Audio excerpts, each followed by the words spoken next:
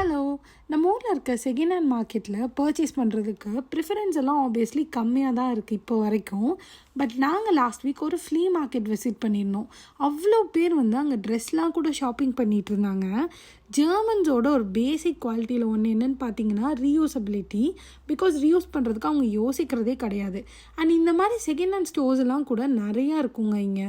இந்த வீடியோவோட லாஸ்ட்டில் நம்ம எக்ஸ்பெக்டே பண்ணாத ஒரு பொருள் நான் இங்கே பார்த்தேன். அதுவும் ஜெர்மனியில் ஒரு ஃப்ளீ மார்க்கெட்டில் பார்ப்பேன்னு நான் நினைக்கவே கிடையாது. அதையும் ஆட் பண்ணியிருக்கேன். ஸோ ஸ்கிப் பண்ணாமல் பாருங்கள்.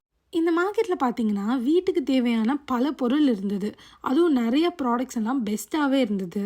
கிச்சன் ப்ராடக்ட்ஸ் எல்லாம் ஏஸ்தட்டிக்காக இருந்தது. Like storage baskets, cups, coffee grind பண்ணுற மிஷின், லைட்ஸ் எல்லாம் விதவிதமாக இருந்தது.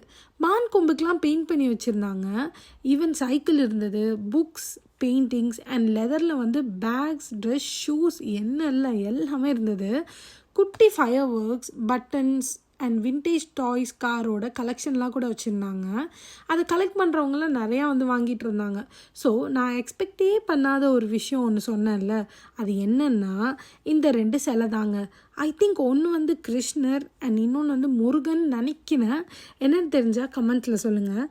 போனதுக்கு நாங்களும் கொஞ்சமாக ஷாப்பிங் பண்ணிட்டு அப்படியே கிளம்பிட்டோம்.